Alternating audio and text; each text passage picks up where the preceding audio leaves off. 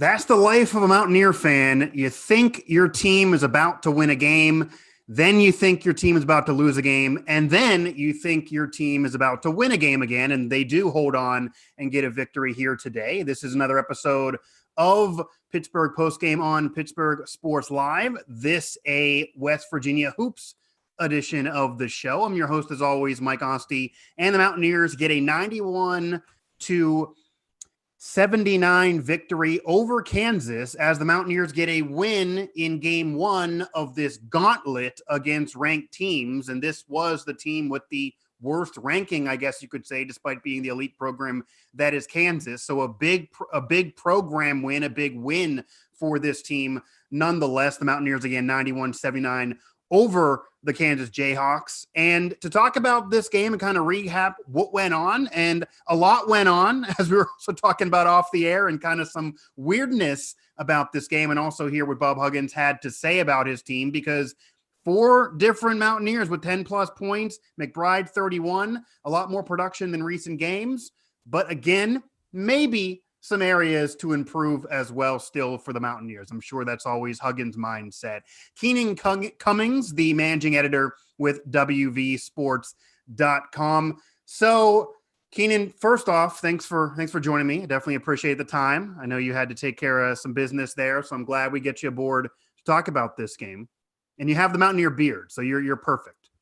Yeah, I've definitely got the quarantine beard going. I mean, I'm just, still living that life. I've always wanted to do it, and I said, you know what? Not going to see very many people anyway, so let's just roll with it. You're rolling with it, and it fits perfectly with the beat that you're covering. It fits perfectly with the West Virginia Mountaineers. As I said, WVU getting a 91-79 win over Kansas here. Bottom of the video, click that subscribe button if you like what you see in here and help us get our content to you here moving forward as easy as possible. Now, Keenan, the Mountaineers get a win. The score looks kind of lopsided. It looks like they got a dominating performance. This is not the first time Bob Huggins' crew with different incarnations has beaten Kansas in the regular season. We'll see what happens in a conference tournament. But it's a big win when you beat Kansas, certainly a ranked Kansas team, even if they're a little down than in recent years, especially a big win knowing what you have in front of you. This kind of almost crazy to say almost was like a must win based on what you have in front of you, because you're chalking up at least probably one loss with those back-to-back against Baylor. But what are your immediate takeaways from this game, especially off of the Mountaineers' recent play, which was certainly up and down, going from the Florida loss to a win over Iowa State, but a win that not everyone's really impressed with against a lowly Iowa State team. And McBrie turns it on again. He finally heats up. The weather didn't need to warm up for him to finally warm up. Culver gives you similar production recently. They get 25 from Sherman, but maybe not enough off the bench. And they almost blow this game despite ending up with a pretty convincing victory. Yeah, I think, first of all, it needs to be said that this was a game West Virginia had to win. You hate to say that. Yeah, I hate to say it, but yeah. You hate to say that you have to beat Kansas, but you look at what West Virginia's got ahead, and we'll talk about it here in a bit, but You had to find a way to win this game. And really, I mean, outside of that 2-minute and 14 stretch in the second half, West Virginia was able to keep them kind of at a distance. It was uncomfortable distance at times, maybe a bucket or two, but I thought West Virginia largely controlled this game outside of that 2-minute, 14-second lap. It's crazy that we were talking about possibly they could have lost this game, because if you look at the stats, I mean, they controlled it for large stretches. They led for all but 2 minutes and 9 seconds of this game, and they never trailed. Yeah. But it didn't feel like it because of that run kind of wiped out all they did in the first half. But I think you mentioned the three big players. The thing that stood out to me just oddly is West Virginia scored 91 points, which is the most points they've scored since shellacking Texas last year in that game. That was just, like a dunk fest. And three of them came off the bench. Only 6 shots from players off the bench. Obviously, it doesn't matter where the points come from as long as they come. But I thought West Virginia moved the ball well, and they played much better defense. We can talk about the offense all we want, but this team's shown the ability to score. Yeah, it's the defensive end which has been a problem, and I thought they were better on the ball, off the ball, pretty much everything, especially down the last stretch of the second half.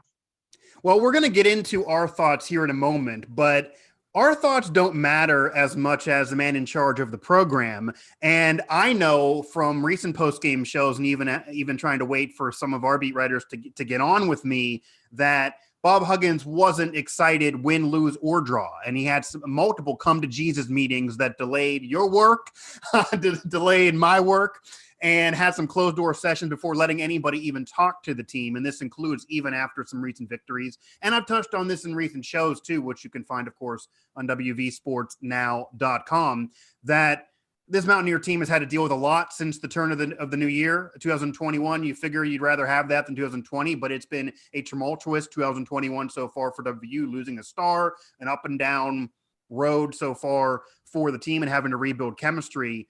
But he wanted to basically let his team know that this is not good enough to get where we want to go. What was he saying after this win? Because we agree it was a must-win game.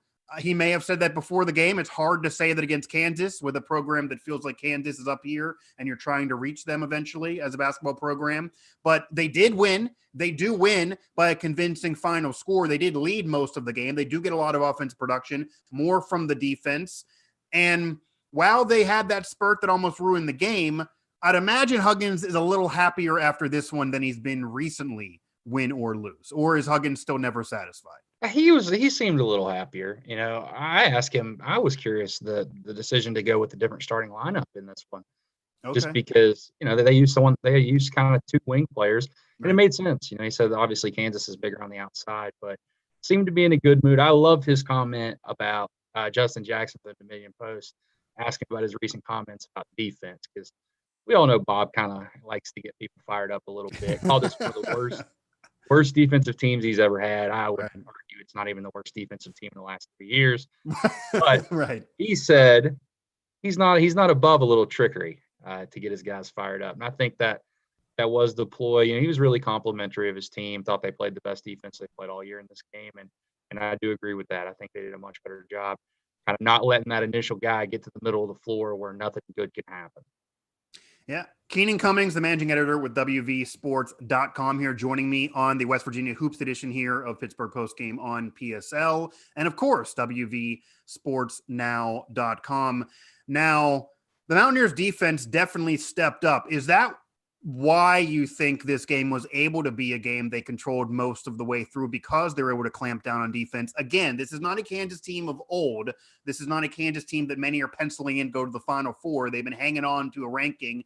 And while the Mountaineers have certainly been ranked most of the year, they could drop out of the ranking based on this loss and the way they lost this game. But is it, despite all the scoring, is it about the defense being so much better in this game that you feel maybe was the difference to get a double-digit victory over a team like Kansas with still tons of talent? If you're speaking comparatively, no question. Last time these two teams played, Kansas made 16 three-pointers. Well, I even mean recently for West Virginia's games, going to Iowa State, Florida, Texas Tech, Texas, going back since the year turned, really. I think that's their thing. You look at it kind of a points per possession basis. They're more efficient offensively since Oscar Tshiebwe left. Defensively, they're definitely not. They're giving up more points per possession, and that's number. I haven't even seen the numbers after the Florida game, so that would be that was not good. So I think that what West Virginia was able to do in this game is they were able to prevent them from getting into lane, overhelping, open shots. That's been the problem. It's either been a shot at the rim or overhelping, and you step in wide open shot. You didn't see that as much. West Virginia really challenged, made things more difficult on Kansas. I think if they can continue their efficient play on the offensive end and then generate some stops, I mean, you don't have to be, locking people down. You don't have to be the old. Doesn't have to be press Virginia. No, you don't have to do that with as efficient as they're offensively playing. But you got to be able to get some stops. Basketball is a game on both ends of the floor, and yes, the scoring's nice, but you're able to get some stops in some key situations. I think that was the biggest difference for West Virginia. And you look at the recent score allowed in recent games too. Iowa State scoring less at 76, but remember that's a much worse Iowa State team that only has 2 wins on the schedule right now, and it's only a 3-point differential with what Kansas did. And even before that, Florida 80-88 for Texas Tech, which is going to be that game coming up that we'll get to in a moment here. And the Mountaineers allowing 80 plus in a couple games before that. So this does bring them to certainly a better number defensively. Right there, 79, but that number being under 80 is, I'm sure, a big deal for this program defensively. But going to the offense, though, because the adage in all sports, defense wins championships. And certainly if you have the 04 Pistons or if you have Press Virginia, you're in a good situation because of what you're doing defensively. But when you have Sherman at 25, and he's come alive a little bit more recently than I think a lot of casual fans probably would expect scoring-wise out of him, almost giving them a big three of sorts offensively. Culver giving you 19 and that double-double machine that he's become. And then McBride giving you that best player in the conference argument again, 9 for 16, but 31 points, 8 rebounds, 7 assists. Again, only a few in those two categories away from a triple-double with 30-plus points, as great as he was. Why do you think the Mountaineers were able to turn it on and be so versatile offensively in this game? Is it what Kansas was not doing? Was it a bad day for the Jayhawks? Or did the Mountaineers do something different? You mentioned a different lineup. Could that potentially explode this offense? Because McBride had struggled recently and then comes alive in this game with, against, you figure, a tougher competition that if you're struggling, you maybe would have more difficulty into it, but also maybe he was just due. Yeah, he was 7 for 26 over his last 2 games, which is not really like Deuce. I mean, he's pretty efficient with his shots. So, I mean, you even look at today, he only took 15, 16 shots and was able to get, 30 points. Right. That's what he does. I think, to put it simply, West Virginia, I felt moved the ball better in the first half, especially. I think they had 12 assists in the first half. They were able to move the ball better. I thought, even though Derek Culver only finished with 1 assist, he made the right decision when he got the ball on the block. And that's why I didn't even read that part of the category there. When you only 1 or 2, I leave it go. Yeah, at that time, at times that's been an issue for him, but I thought he did a good job there. And then, it's the old Bob Huggins adage, but you got to make shots, Tone, and they made shots. They absolutely made shots in this game. Yeah. And if you're going to shoot 50% from the floor and you're going to make 11 for 21 from 3, you're going to score a lot of points. West Virginia's shot the 3 ball pretty extraordinarily since Oscar Tshiebwe left. I think they're at 43% right now. They were at 30% in the 10 games before he left. And the weirdest thing about that is, they were shooting the 3 better without him, which is interesting because you would figure there'd be less spacing to get open for 3 without him there. However, and I don't even know, we're not in his head. There certainly have some people even speculating that after you lose a star player, you need to kind of reform the team. The new year, losing 2 weeks of play, maybe got this team rusty, and maybe McBride wasn't fully in there just mentally, which recently, again, you mentioned a very efficient player that he is, 9 for 16, 31 points. Has not been efficient recently. The points have also not been there. And when he's not going, this team really is going to have trouble winning because he is such an MVP for this team, really now for 2 years, but especially now. And one of the MVPs in this conference, if not all in college basketball. I also kind of jinxed him. I did a show that he was needing more national recognition. And then ever since then, he maybe deserved less because he hadn't been getting it done or the recognition was negative. But they weren't as nearly as efficient overall without Oscar. So I don't know if this is a thing to come. Do you feel like this starting lineup is what we're also going to see against Texas Tech, or maybe was this just situational in this game? Because it clearly worked and there are better competition ahead. I think it's going to be mixed and match. I think Bob has a lot of different options here. You've had guys. The good thing about this basketball team is, they you mentioned it at the top of the show, they've had a lot of adversity. I know, of course, everybody across college basketball. I think it's a little underrated, though, across nationally. This team has maybe had more adversity than anyone else. You hate to hear that. And it's a lot. I mean, you lose 2 of your top 4 bigs. I mean, really 2 of your top 3 if you want to. You can push Gabe into that 5, but you don't want to. Right. But you lose 2 of your top 3 bigs. You had the COVID issues, and they've re-identified you. They've been able to adjust and find a style of basketball that works. And this looks different in a lot of ways than what West Virginia was doing. They were playing with 2 bigs a lot. And now they're playing really 4 out, a lot of stuff on the wing, a lot of 3-pointers. I mean, they're not just making more 3-pointers, they're taking more. I mean, they're at I think 39% of their shots right now, or their field goal attempts, is at 3, which is really what you want to see. The analytics tell you that. So they're doing a good job. And it's kind of crazy to me that, Bob gets knocked a lot for what he can't do with the offense, and the way he was able to reinvent this team in a short period of time, I think really deserves kind of the tip of the old cap. Well, maybe this will help him get that nudge to the Hall of Fame. Not, increasing that win total 900 and counting and going towards that number, certainly going to get there anyway. But this is an impressive coaching job for sure with all the adversity. And maybe that was just going to lead to some losses and hiccups. Maybe that's why they've been so up and down since the turn of the new year. Saying they've had to rebuild chemistry is probably an understatement. He's almost had to rebuild the team, because when they had two bigs, many were, including myself, were saying they should just ride with two bigs, be a big team. If you get Sprinkle from a small guard, that's wonderful. But that couldn't happen anymore. He had to completely reinvent the wheel a little bit in the last month and a half, and now has this team in a pretty solid situation, despite a very difficult schedule to come. So it's hard to know with what could come. They could lose all of those games, and that can completely change where they are seed-wise and their future for this year. The Mountaineers winning 91-79 over the Kansas Jayhawks. They get the win. They start off this gauntlet with a difficult victory over Kansas. Keenan Cummings here, the managing editor with WVSports.com. Mike Asti here for the WVU Hoops edition on PSL. Postgame show here, Pittsburgh Postgame, and on WV Sports now. Now, what do you think happened, though? Because the way we're singing the praises, and honestly, the way this game did go most of the way, they led except for 2 and some change. But for anyone who didn't watch this game, you would think they kind of just ran Kansas out of the gym. There was a while where fans thought they were going to blow this game. What did change that almost cost the Mountaineers this game? The final score didn't show that, but there was a period of time that Kansas made this within a 2-point game at one point, and then the game just collapsed in front of them again when they weren't hitting shots, and WVU was able to hit some. But what is it, just Kansas got hot and they were struggling early on, or what happened to get them to where they almost were able to steal this win? Well, I think West Virginia just came out of the break sloppy. I mean, they got the 3-point play with Deuce, but other than that, they didn't do anything. Right. They turned the ball over. They weren't even getting shots at the basket, which you can't win a basketball game if you can't even get a shot up. They were turning the ball over and loud. And then on the defensive end, Kansas were turning those turnovers at points. At one point, West Virginia had a 19-3 edge in points off turnovers in this game. It ended up 26-22.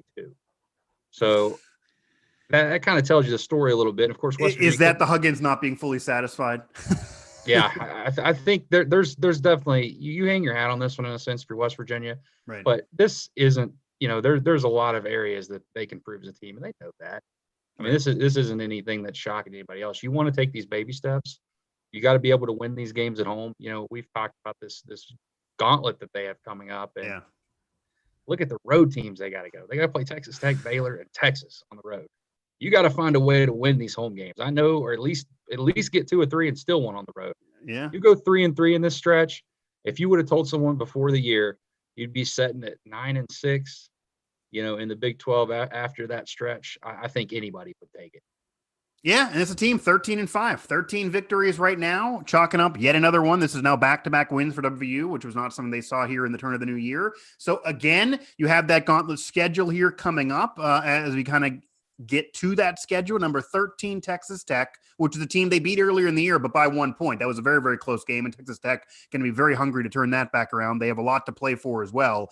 Oklahoma at 9 in the country, then the back-to-back against Baylor. 1 at home, 1 on the road, but basically just a hiccup in between those games. And then we didn't even mention this because everyone's talking about the gauntlet in front. Texas on the road follows Baylor. So that's not easy by any stretch of the imagination. Arguably the hardest game coming up, actually, with maybe the exception of Baylor, of course. What do the Mountaineers – this was a must-win game because of what you have in front of them. And you hate to say this about a team that certainly seems destined for at least an appearance in the tournament, but they want more than just the 10 or 11 seed that they were predicted by Lenardi a few weeks ago, and that can change with doing well here coming up. But number one, what do you expect from these games, realistically, looking at this team now? And number two, what do you think Huggins is telling his team or thinking in himself, or you personally, this team needs to do reasonably to not have this season get away, for this to still be a special year that Huggins is trying to scratch and claw and salvage with a solid tournament appearance, a reasonable seeding to have this be something that they can maybe go to a Sweet 16? What do they need to do? Because I think winning every one of these games is basically just not going to happen. But what do they need to do, and what do you think occurs here with what's coming up? I think if they can find a way to win 2 more of these next 5, it's a home run for West Virginia. Obviously, you'd like to see 5-1. You'd like to see 6-0, 4-2. But if you just split this, considering it's 3 home, 3 away, and every single one of these teams are ranked. Every single one of these games is a quadrant 1 game. West Virginia has 5 losses on the year. All 5 losses are quadrant 1 losses. They don't have a bad loss. Yeah. So when it comes tournament time, that's going to help them. They're seated right on the 4-5 line right now. Yeah. You find a way to win a couple of these. As I said, you get to 9-6. In the Big 12, you got 4 really winnable games after that. This team gets over 10 wins. I made a prediction on our message board in one of my articles a few weeks back when Sheboy left. I was like, I think this team's going to find a way to win 10 games in the Big 12. People were calling me nuts. And really at the time, it was kind of a bold prediction. But look, they've got 6 wins now, and you find a way to eke out a few in this stretch and then finish with the games you're supposed to win on the back end. Because remember, they still got TCU twice, Kansas State, Oklahoma State at home. You get the 12 wins in the Big 12. You're probably going to be a 3 or 4 seed. And then you got the conference tournament. And the 2-week COVID break, while maybe it was a blessing in disguise because of all the controversy they were dealing with, they were able to get off the headlines and kind of take a break. They weren't able to practice. That certainly could have caused the rust that they came out of that with. They did have to reform the team and reform chemistry. And the negative, though, it stacked the schedule. That's why this is. And I believe the stat there was, I think it was since 96, I believe, to have this many games in a row, 6 or more against ranked teams. It's just unbelievable to have this coming schedule. And TCU, Kansas State, and Oklahoma State, no one's going to sneeze at them. This is a Big 12 conference that absolutely could argue is the best conference in the country based on what's going on with North Carolina, Duke, et cetera, being down, Kentucky having the worst run ever, and John Calipari having the worst start for a team that he's ever coached. You look at this schedule, you look at all these ranked teams. Kansas is the worst team coming up on your schedule out of all ranked teams in the last 10. That shows you how dominant the conference is, and Kansas may even drop out of the ranking. What did Huggins have to say, though? We talked a little bit about Huggins' opinions and that he's never fully satisfied, but seemed happier after this game than recent. Any nuggets or any wisdom or any quotes that Huggins dropped there about this game or about what's coming up that you care to share? I was not able to personally be a part of the Zoom as I was setting up the post-game show here. I think that what I mentioned earlier about the trickery thing really, I don't want to say took me by surprise. Because you got an idea what he was doing anyways, but right. That was interesting. And then, he really kind of talked about, when West Virginia fans have been there. You mentioned, West Virginia fans thought that game was going to get away, and for good reason. West Virginia's blown 4 straight leads against Kansas and lost games 4 times in a row. They've lost 5 in a row. But before today, they lost 4. He said he really challenged his team. He challenged them and they responded. And I think that says a lot about where this team's at and kind of what's could happen moving forward, because we look at this team and we talk about the schedule, but remember, these teams have to play West Virginia too. And West Virginia's already beaten some of them. And they should have beat Texas. Coulda, woulda, shoulda. It doesn't matter. Right. But that's college basketball. And I think in a year, outside Baylor and Gonzaga, I think anybody can beat anybody. And if you really find a way to steal some of these games, I think Bob knows that all of their goals are still there right in front of them. At the very least, they do have their destiny in front of them. They do control their destiny. And Bob Huggins is just the reason why he's a Hall of Fame coach. The reason why he stacked 900 wins is because he gets the most out of his players. It's just been proven, a track record of 30 years of getting the most out of his players. And going into years, not many expected what he would get out of those individual players. I don't think before he got to WVU that anyone thought Javon Carter would be a legit player on an NBA team right now, or Sean Butler would lead a team to a Final Four, and he makes it happen. And then you see this team having to coach on the fly and switch things up with Oscar Tshiebwe no longer there, and now a part of the Kentucky program, and right now a mess. We'll see what they do in the future, though. But Huggins also just kind of brushes his shoulders off. He's like, okay, you're trying to conspire. There's weird things going on. No big deal. We'll just reroute the lineup. Yeah, we don't have any games in front of us. Let me call Gonzaga. We're definitely going to lose, but at least it's going to be a good loss. Like he's going to, my team can hate me. We're going to stack an L here, but I'm just going to do it because I don't care. I think that attitude does get respected too when the committee restructures things. So I was more surprised of that 10 or 11 seeding a few weeks ago. I don't know if what was going on after, because they still got wins, even though they weren't impressive. But yeah, I think 4 or 5 gets to be more reasonable. We'll see though, because you did mention these teams have to face West Virginia. I will say, they don't have to face West Virginia and then Kansas and then Oklahoma State and then Texas Tech and then Texas and then Baylor. That is the situation right now for the Mountaineers. So it is rough despite that little 2-week break here and a lot coming up. Did you sit in on McBride or any of the players as well?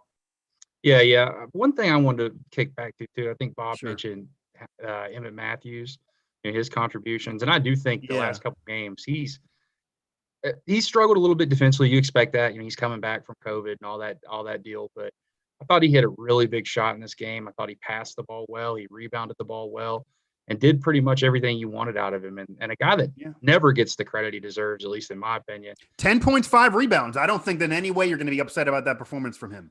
Yeah. And Gabe Osaboyan as well. The guy never scores. I mean, you're not going to count on him to score a lot. And he did not. But man, he just makes plays. He's one of those glue guys that every good team needs. Take a charge, get a rebound. It seems like every game there's a sequence or 2 sequences that he kind of changes the game for West Virginia without ever scoring a basket. Yeah, and definitely in the second half for them to hang on and then be able to take control and get this victory. 2 rebounds, 3 assists, 1 steal. So he gets a lot of those extra category numbers. Before we wrap it up, though, do they need more from the bench? Because we talked about that off the air. It's fantastic to have 4 different Mountaineers, including Matthews Jr. with 10+. It's great to have McBride at 31. You're not going to expect that every night. But if you get him at 25, you get Culver at 15+, and then somebody else gives you 10 or so, and you get all these rebounds, that's what Bob Huggins wants for this team to win. It certainly can be a recipe, but only 3 points from the bench. I mean, yes, we can be impressed by all the rebounds and assists, but there are not many Final Four teams that are going to get only 3 points from the bench. Is that a recipe for a problem if this is the current lineup they're going to be using? Because, yes, it does give you a lot of diversified scoring offensively with the starting 5, but then there's nothing else offensively. I think it depends. I mean, one game hash, you're not worried about it. I mean, because we've seen Sean McNeil erupt for points. We've seen other guys score the basketball, but today was a weird game. I mean, I actually didn't even realize that till the end of the game. I looked at the stat line, and that kind of immediately stood out to me just because he scored 91 points, 91. And 3 from the bench. But I don't think it's an issue. I think the one thing you can say about this team, especially after Sheboy left, is you've had different guys do it. You can pretty much consistently count on Culver and McBride, and to a lesser degree Sherman, to be consistent. You've had Matthews Jr. step up at times. You've had Jalen Bridges. You've had Johnson even. McNeil, McCabe's even made some big shots of late. So as long as those guys are scoring over periods of games, you're not worried about it. But obviously you don't want to rely on, 3 players to score the chunk of your points every game, because it's just not feasible that all 3 of those guys are going to do that every game. No, and the Mountaineers have been able to experience maybe humble pie, maybe a good lesson recently off what it will be like when McBride is struggling or not efficient. When you bump him down from almost 30 to 14 or 12 or 10 or 9 way back, you're in a problem if nobody else can do it offensively. These other categories, the rebounds and assists, are wonderful if somebody else can score. But yeah, they are relying a lot on 2 or 3 guys, because you can't expect always 10 from Matthews. So Sherman, Culver, McBride got to score. They did score in this game, maybe even more than you always would need them to score. Maybe that's how you get almost a 20-point win rather than just eking it out for a 1 or 2 point win, like the win recently against Texas Tech, or like some of those games even against Iowa State with a struggling team. So we'll see who moving forward. That's kind of the phrase for the Mountaineer program. We'll see, because the schedule does not get any easier, and this team looks different, feels different, and plays different seemingly every other day, which is why I don't know if Mountaineer fans can get too high or get too low. At the very least, especially after putting it away last year, and maybe it was a blessing in disguise to not have an NCAA tournament, because they probably would have lost right away in that tournament the way they were playing, that now they've certainly turned this year into what could be a special year with a lot in front of them, and at least they're going to get in. I don't think I have to worry about the bubble being bursted unless they really ruin the rest of this schedule. But as we close, any final thoughts on this game, or anything that McBride or anyone else had to say in their post-game pressers just about this performance? Because obviously they have to be happy. Huggins is never satisfied, but I'd imagine they're not thinking they're having to be forced on the treadmill tomorrow morning. So yeah, they said after McBride said after the game, he was asked about, what was the huddle like when West Virginia blew that lead. So a lot of yelling. And they Yeah. found a way to find confidence in themselves to turn it around. They want to watch the Super Bowl. They don't want to have to be on the treadmill and have Huggins texting them in the middle of halftime, right? Yeah, don't we all though? It's Super True. Bowl Sunday. Everybody wants to. But Sure. I do think what I took away from this game ultimately is, obviously McBride was being McBride, but Sherman being able to create off the bounce a little bit and score, get his own shots. Yes, he's hit shots consistently, but you have two guys. McBride's been that one guy that you can just count on is going to be able to create his own shot all year. Yeah. Sherman's able to do what he was able to do, especially in the high post, catching the ball with his back to the basket, making baskets that way, off the dribble, getting to the rim. He had one layup, I think it was midway through the second half, where he pretty much took off, beat the guy, got up and scored and put the ball in the basket. If you can have some guys do that off the bounce, Emmett Matthews has done that as well. It really changes what West Virginia can do. And it's going to, cause some of that overhelp that happens to West Virginia on the defensive end and allow some open shots. And, I've talked about that shot Matthews had, kind of to ice the game late. He was wide open. And if you're able to get those kind of looks, Bob Huggins says it all the time, step in shots, that's what you get in horse. Right. Yeah. And you would think that spacing wouldn't be there, losing Oscar, and the spacing hasn't been there recently, but the spacing was there today. So grab the bull by the horns and take advantage of the opportunity. Huggins certainly a fan of that, and they did, and they were hot, but there's also some luckiness that was involved in this game. You might not be able to expect this performance every single night. You may need it for the schedule coming up. They certainly probably need even more from the bench, but if you get this production from your starting five this way, maybe you don't. This is an overall team that it seems like finally is finding their groove in a schedule that's not going to be easy, not going to be friendly, but maybe that also will groom them, be better prepared for these tournaments coming up, because that is all that Huggins cares about. That's all they care about at this point when you get this team to this level. And this was a must win. It really, really was. It's crazy to say, but it really, really was with the schedule coming up, and they did get the win. They got the win in kind of convincing fashion. And I think even having a lead that you had to hang on to, despite having a final score that looks the way it is almost even going to make Huggins more satisfied, because they dealt with adversity in the middle of the game. They came out of it and then showed that maybe they're a championship level team. Teams that are just going to go ahead and lose in the first round probably would have just hung on and won by 1 or 2 points. They put a stomping on Kansas at the end of the day, which certainly will make any Mountaineer fan happy. Wherever you may be. So that I'm sure is occurring there. And we'll see moving forward. Of course, I'm sure McBride, the players are satisfied. Huggins never satisfied for good reason, but this team certainly performed today. So Keenan, I definitely appreciate the time. I got to get my wing order in so we can get those wings tomorrow for the big game and make sure that I got to get that in. Huggins can can enjoy wings and beer himself, and these players can enjoy whatever they're going to enjoy without Huggins bothering them. I'm figuring he will give them that day off after this victory that maybe would not have been there had they blown this game. So they do hang on for the win nonetheless. Keenan Cummings, the managing editor with WVSports.com. Keenan, I definitely appreciate the time. Hope to have you on again. Definitely can do this again here with a lot more games coming up. And it doesn't get much easier, but the Mountaineers do give reason to celebrate. They do hang on with a victory. In fact, doing it in impressive fashion, including having to overcome adversity. 4 different Mountaineers with 10-plus points. Not much from the bench. McBride flirting with 30. Culver giving you that double-double machine numbers that he's been doing recently.